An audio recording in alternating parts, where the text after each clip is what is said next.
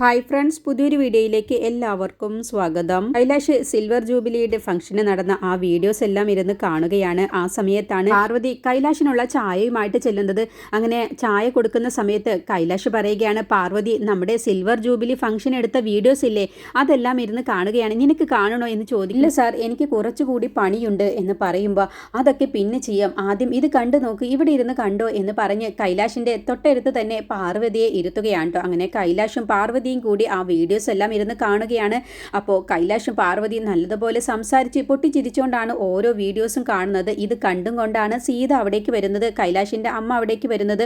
അത് കണ്ടപ്പോൾ കൈലാഷിന്റെ അമ്മയ്ക്ക് അത് അത്രയ്ക്ക് അങ്ങ് പിടിക്കുന്നില്ല കേട്ടോ. കാരണം മഹേന്ദ്രൻ വന്ന് സുധിയുടെ കല്യാണക്കാര്യത്തെ കുറിച്ച് പറഞ്ഞത് കേട്ട് സീതയുടെയും PKRന്റെയും മനസ്സിലേക്ക് ഒരു ചെറിയ സംശയം കൈലാഷിനെ കുറിച്ച് വരികയാണ്. കൈലാഷ് പറഞ്ഞ ആ ഇഷ്ടം അത് ആരാവും, പാർവതിയാണോ ഇനി കൈലാഷ് സ്നേഹിക്കുന്നത് എന്നുള്ള ഒരു സംശയം സീതയുടെ മനസ്സിൽ വരികയാണ്. അപ്പോൾ രണ്ടുപേരും ഒരുമിച്ചിരുന്ന് ഈ വീഡിയോ കാണുന്ന സമയത്ത് സീതയ്ക്ക് അത് ഒട്ടും തന്നെ പിടിക്കുന്നില്ല. അങ്ങനെ സീത ദേഷ്യത്തിൽ അങ്ങ് അവരുടെ അടുത്തേക്ക് ചെല്ലുകയാണ് കേട്ടോ. എന്നിട്ട് പാർവതി, നീ എന്താ ഇവിടെ ചെയ്യുന്നത് എന്ന് ചോദിക്കുമ്പോൾ ഞാൻ കൈലാഷ് സാറിന് ചായയുമായിട്ട് വന്നതാണ് എന്ന് പറയട്ടോ. അപ്പോൾ കൈലാഷിനോട് ചോദിക്കാൻ, നീ എന്താ കണ്ടുകൊണ്ടിരിക്കുന്നത് എന്ന് ചോദിക്കുമ്പോൾ ഞാൻ സിൽവർ ജൂബിലി ഫംഗ്ഷന്റെ വീഡിയോസ് കണ്ടുകൊണ്ടിരിക്കുകയാണ് മമ്മി, മമ്മിയും ഞങ്ങളെ കൂടെ ഇരുന്ന് കണ്ടോ എന്ന് പറയുമ്പോൾ നീ ആദ്യം കാണ്, ഞാൻ പിന്നെ വന്ന് കണ്ടോളാം.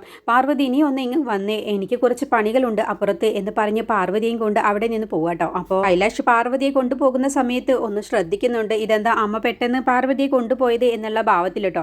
അങ്ങനെ പാർവതിയെ മാറ്റി നിർത്തി സീത പറയാണ്, അല്ല പാർവതി, നിന്റെ പണിയൊക്കെ തീർന്നോ എന്ന് ചോദിക്കുമ്പോൾ ആ എല്ലാം കഴിഞ്ഞു, ഇനി ചെറുതായിട്ടുള്ളൂ എന്ന് പറയുമ്പോൾ എങ്കിൽ നീ ഇനി പെട്ടെന്ന് തന്നെ ഹോസ്റ്റലിലേക്ക് പോകാൻ നോക്ക്, ബാക്കിയുള്ള പണികളൊക്കെ ഞാൻ ചെയ്തോണ്ട്, പിന്നെ നീ ഇനി ഇവിടേക്ക് ജോലിക്ക് വരണമെന്നില്ല, എനിക്കിപ്പോൾ ആരോഗ്യത്തിന് വലിയ കുഴപ്പമൊന്നുമില്ലല്ലോ, അതുകൊണ്ട് നീ ഞാൻ പറയുന്നത് കൊണ്ട് തെറ്റായിട്ടൊന്നും തോന്നണ്ട, ഞാൻ ഇനി എനിക്ക് സുഖമില്ലാത്ത സമയത്ത് നിന്നെ വിളിച്ചാൽ ആ സമയത്ത് നീ വന്നാൽ മതി എന്നൊക്കെ പറഞ്ഞ് സംസാരിക്കുമ്പോഴാണ് ഇത് കേട്ടും കൊണ്ട് PKR അവിടേക്ക് വരുന്നത്. അപ്പോൾ പെട്ടെന്ന് സീത പാർവതിയോട് ഇങ്ങനെയൊക്കെ പെരുമാറുന്നതും സംസാരിക്കുന്നതൊക്കെ കേൾക്കുമ്പോൾ PKRന് ഇതെന്താ സീതയ്ക്ക് പറ്റിയത് എന്നുള്ള ഭാവത്തിലാണ് നോക്കുന്നത്. അപ്പോൾ നിനക്കൊന്നും തോന്നണ്ട പാർവതി, നീ എന്നാൽ പെട്ടെന്ന് ഹോസ്റ്റലിലേക്ക് പോവാൻ നോക്ക് എന്നും പറഞ്ഞ് പാർവതിയെ പെട്ടെന്ന് തന്നെ സീത അവിടെ നിന്ന് പറഞ്ഞു വിടുകയാണ്. ഇനി ജോലിക്ക് നാളെ മുതൽ വരേണ്ട, ഞാൻ വിളിക്കുന്ന സമയത്ത് വന്നാൽ മതി എന്നും പറഞ്ഞിട്ടാണ് പാർവതിയെ വിടുന്നത്.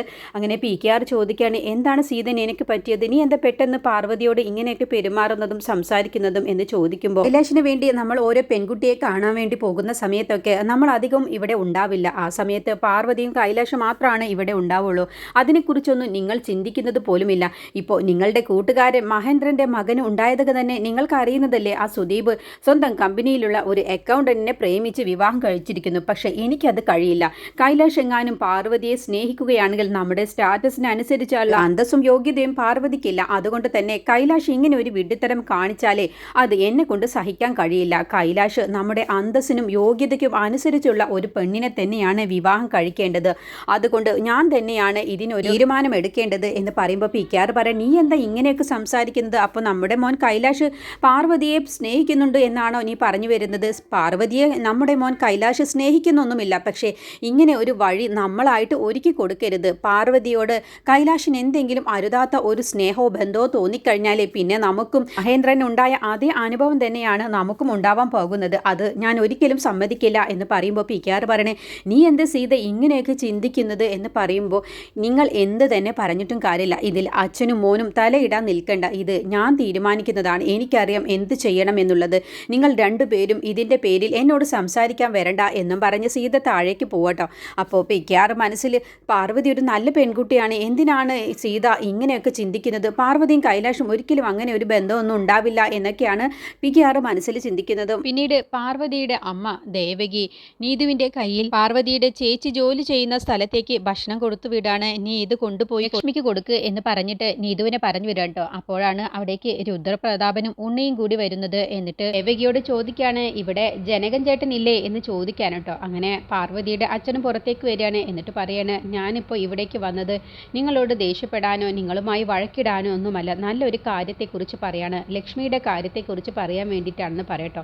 ലക്ഷ്മിയെ നമുക്ക് കല്യാണം കഴിച്ച് അയക്കേണ്ടതല്ലേ, അപ്പോൾ പാർവതിയുടെ ജോലി ചെയ്യുന്ന ശമ്പളം കൊണ്ട് ലക്ഷ്മിയെ കല്യാണം കഴിച്ച് അയച്ചുവിടാമെന്നും നിങ്ങൾക്ക് തോന്നുന്നുണ്ടോ എന്നൊക്കെ പറഞ്ഞൊരു പരിഹാസത്തോട് കൂടിയിട്ടാണ് രുദ്രപ്രതാപൻ സംസാരിക്കുന്നത്. അത് കേൾക്കുമ്പോൾ ജനകൻ അങ്ങ് ദേഷ്യം പിടിക്കുകയാണ്. എന്നിട്ട് പറയണ്ടേ, എൻ്റെ മക്കളുടെ കാര്യങ്ങളൊക്കെ ഞാൻ തന്നെ തീരുമാനിച്ചുകൊണ്ട് അത് നീ തീരുമാനിക്കണമെന്നില്ല രുദ്ര, പിന്നെ എൻ്റെ മകൾ പാർവതി ജോലി ചെയ്ത് കിട്ടുന്ന ശമ്പളം കൊണ്ട് എൻ്റെ ലക്ഷ്മിയെ കല്യാണം കഴിക്കാൻ വേണ്ടിയിട്ട് ഞങ്ങൾ നിങ്ങളുടെ പോലെ ആർഭാടത്തോട് കൂടിയിട്ടൊന്നുമല്ല എൻ്റെ മകളെ കല്യാണം കഴിച്ചു വിടാൻ പോകുന്നത്. സ്നേഹമുള്ള ഒരുത്തൻ്റെ കയ്യിലേക്ക് പിടിച്ചു കൊടുക്കണം, അല്ലാതെ മറ്റൊന്നും നീ കരുതുന്നത് പോലെ ചെയ്യാനൊന്നും ഞങ്ങൾ ഉദ്ദേശിച്ചിട്ടില്ല. നിന്റെ അതിൻ്റെ ഒരു സഹായവും വേണ്ട എന്ന് പറഞ്ഞ് ജനകൻ നന്നായിട്ട് തന്നെ രുദ്രന് മറുപടി കൊടുക്കുകയാണ് കേട്ടോ. അപ്പോൾ പറയുകയാണ്, ഞാനതിന് ദേഷ്യപ്പെടാനൊന്നുമല്ല വന്നത്, നിങ്ങളുടെ ഒരു നല്ല കാര്യത്തിനാണ് വന്നത്.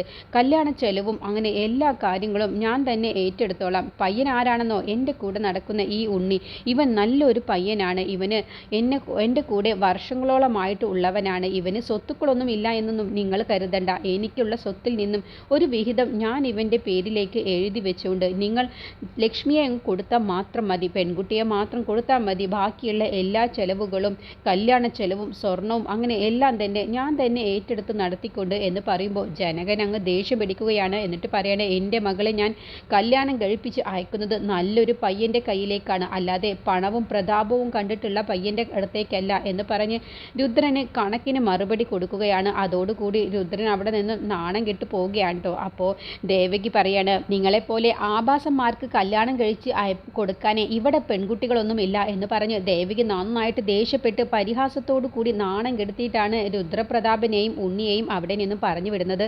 അതോടുകൂടി അവർക്ക് വീണ്ടും അവരോട് പക കൂടുകയാണ്. എന്നിട്ട് ഉണ്ണി പോകുന്ന സമയത്ത് ചോദിക്കുകയാണ്, അല്ല ഞാനൊരു കാര്യം ചോദിക്കട്ടെ, നമ്മളിപ്പോൾ ഇവിടേക്ക് വന്നത് കല്യാണക്കാര്യത്തെക്കുറിച്ച് മാത്രമല്ലല്ലോ, അത് തടസ്സപ്പെടുത്തുകയാണെങ്കിൽ പാർവതി എന്ത് ജോലിയാണ് ആ ഗാർമെൻറ്റ്സിൽ ചെയ്യുന്നത് എന്ന് പറയാൻ വേണ്ടിയിട്ട് കൂടിയല്ലേ, എന്നിട്ട് എന്തുകൊണ്ടാണ് അണ്ണൻ അതൊന്നും പറയാതിരുന്നത് എന്ന് ചോദിക്കുമ്പോൾ അതിനൊക്കെ ഒരു സമയമുണ്ട്, ആ സമയത്താണ് ഈ രുദ്രൻ അതൊക്കെ പുറത്തിടുകയുള്ളൂ. അതുവരെ ഇപ്പോൾ ജനകനൊന്നും അങ്ങ് ദേവകിയുടെയും ജനകൻ്റെയും അഹങ്കാരത്തിന് എല്ലാവർക്കും മുന്നിൽ വെച്ച് അവരെ നാണം കെടുത്തിക്കൊണ്ടാണ് പാർവതിയുടെ ജോലി എന്താണെന്നുള്ളത് ഈ രുദ്രൻ വെളിപ്പെടുത്തുകയുള്ളൂ എന്ന് പറഞ്ഞുകൊണ്ടാണ് അവിടെ നിന്ന് പോകുന്നത്. അവർ പോയി കഴിഞ്ഞ ശേഷം ജനകനോട് ദേവകി പറയണേ, ഇവനൊന്നും ഒരു നാണവുമില്ലേ, പിന്നെയും ഇവിടേക്ക് വലിഞ്ഞു കയറി വരാൻ എത്ര ആട്ടി വിട്ടാലും പിന്നെയും കയറി വരുന്നത് കണ്ടില്ലേ എന്നൊക്കെ പറയും. ജനകൻ പറയാണ്, നാണവും മാനവും ഇല്ലാത്ത അവൻ ലക്ഷ്യത്തിന് വേണ്ടി എന്തും ചെയ്യും, അങ്ങനത്തെ ഒരുത്തനാണ്. അതിനാണ് ഉണ്ണിയെയും കൂട്ടി ഇപ്പോൾ ഇവിടേക്ക് വന്നിട്ടുള്ളത്. നമ്മുടെ പാർവതിയെ ലക്ഷ്യമിട്ടിട്ടാണ് അവൻ നടക്കുന്നത്. ലക്ഷ്മിയെ ഉണ്ണിയെ കൊണ്ട് കല്യാണം കഴിപ്പിച്ച് അത് കഴിഞ്ഞ് പാർവതിയെ അവന് സ്വന്തമാക്കാനെന്നാണ് അവൻ്റെ മോഹം. ഉണ്ണിയെ പോലെ ഒരു ജോലിയുമില്ലാത്ത, ഒരു ഗതിക്ക് പരഗതിയില്ലാത്ത അവനെ പോലെയുള്ള വൃത്തികെട്ട സ്വഭാവമുള്ളവനിക്ക് എൻ്റെ മോളെ കെട്ടിച്ചു കൊടുക്കാൻ എനിക്കെന്താ തലക്ക് സുഖമില്ലാത്തവനാണോ എന്നൊക്കെ ജനകൻ അങ്ങ് ദേവകിയോട് പറയട്ടോ. അപ്പോൾ ദേവകി പറയുന്നുണ്ട്, നാണം കെട്ടവർ കയറി വന്നിരിക്കുന്നത് കണ്ടില്ലേ എന്ന് പറഞ്ഞ് ദേവകിയും ദേഷ്യപ്പെട്ടിട്ടാണ് സംസാരിക്കുന്നത്. പിന്നീട് ഗാർമെൻറ്റ്സിൽ പാർവതിയും പ്രിയനും അങ്ങനെ എല്ലാവരും ജോലിക്ക് വന്നിരിക്കുകയാണ്. അങ്ങനെ സിംഗപ്പൂരിലേക്ക് കയറ്റി അയക്കേണ്ട സാധനത്തിൻ്റെ ഓർഡറിനെ കുറിച്ചാണ് പറയുന്നത്. ഇതുവരെയും അത് കയറ്റി അയക്കാൻ പറ്റിയിട്ടില്ല, എത്രയും പെട്ടെന്ന് അത് കയറ്റി അയക്കണം, അല്ല എന്നുണ്ടെങ്കിൽ അരവിന്ദൻ സാറിൻ്റെയും കരുണാകരൻ്റെയും വായിലിരിക്കുന്നതൊക്കെ കേൾക്കേണ്ടി വരുമെന്ന് മോഹന പറയട്ടോ. അങ്ങനെ പാർവതിയോട് പറയാണ്, നീ എത്രയും പെട്ടെന്ന് പോയി ആ പെട്ടികളൊക്കെ ഒന്ന് പാക്ക് ചെയ്യുക എന്ന് പറയുമ്പോൾ പ്രിയം പറയാണ്, ഇവളെ കൊണ്ട് തനിച്ച് എങ്ങനെ ചെയ്യാൻ കഴിയും മോഹന, നീ കൂടി പൊയ്ക്കോ എന്ന് പറയുമ്പോൾ എനിക്ക് ഒരുപാട് ജോലി ബാക്കിയുണ്ട്, അതുകൊണ്ട് എനിക്കിപ്പോൾ അങ്ങോട്ട് പോകാൻ കഴിയില്ല പ്രിയ, എന്ന് നീ പൊയ്ക്കോ എന്ന് പറയട്ടോ. അപ്പോൾ പ്രിയം പറയണേ, അയ്യോ ഞാനോ ഗോഡൗണിലേക്ക് ഞാൻ പോയാൽ ശരിയാവില്ല എന്ന് പാർവതിയെ കളിയാക്കിക്കൊണ്ട് പ്രിയം പറയട്ടോ. അപ്പോൾ പാർവതി പറയാണ്, പ്രിയൻ ചേട്ടൻ എന്നെ ഉദ്ദേശിച്ചല്ലേ പറഞ്ഞത്, ഞാൻ എത്ര തവണ പ്രിയൻ ചേട്ടനോട് സോറി പറയാൻ ഒരുങ്ങിയിട്ടും പ്രിയൻ ചേട്ടൻ അത് കേൾക്കാൻ പോലും കൂട്ടാക്കിയില്ലല്ലോ എന്ന് പറഞ്ഞ് സങ്കടപ്പെട്ട് വിഷമത്തോടു കൂടി കരയാൻ വേണ്ടി ഒരുങ്ങുന്ന സമയത്ത്, അയ്യോ ഞാനൊരു തമാശ പറഞ്ഞതാണ്, വാ പാർവതി നമുക്ക് രണ്ടുപേർക്കും കൂടി പോയി ആ പെട്ടിയൊക്കെ പാക്കാക്കാം എന്ന് പറഞ്ഞ് അവർ ഗോഡൗണിലേക്ക് പോവുകയാണ് കേട്ടോ. ഈ സമയമാണ് അരവിന്ദൻ അവിടെ ചെന്ന് ഈ ഗാർമെൻറ്റ്സിൽ ഒളിപ്പിച്ച് വെച്ചിരിക്കുന്ന ആ ഡ്രസ്സുകളിൽ ഒളിപ്പിച്ച് വെച്ചിരിക്കുന്ന മയക്കുമരുന്ന് എടുത്ത് നോക്കുന്നത്. ഇതുവരെയും അയച്ചിട്ടില്ലല്ലോ സിംഗപ്പൂരിലേക്ക്, ഇതെന്താ ഇത്ര ലേറ്റ് ആകുന്നത് എന്നൊക്കെ മനസ്സിൽ ചിന്തിച്ചുകൊണ്ട് അതിലെ ഒരു മയക്കുമരുന്ന് എടുത്തിട്ട് അത് ആ കവറിലേക്ക് തന്നെ നല്ലതുപോലെ ഭദ്രമായിട്ട് വെക്കുകയാണ് കേട്ടോ. അപ്പോൾ ഇതിൽ തന്നെ ഉണ്ട്, ഞാൻ വെച്ചിട്ടുള്ള ഈ മയക്കുമരുന്നെല്ലാം ഇതിൽ തന്നെ ഉണ്ട്, ആരും ഇതുവരെയും കണ്ടുപിടിച്ചിട്ടില്ല, അപ്പോൾ ഇതുവരെയും ആർക്കും ഒരു സംശയം വന്നിട്ടില്ല എന്നൊക്കെ സ്വയം അരവിന്ദൻ മനസ്സിൽ ചിന്തിക്കുമ്പോഴാണ് അവിടേക്ക് പാർവതിയും പ്രിയനും വരുന്നത്. അങ്ങനെ അവരെ കണ്ടതോടുകൂടി അരവിന്ദൻ അങ്ങ് വെപ്രാളപ്പെടുകയാണ്.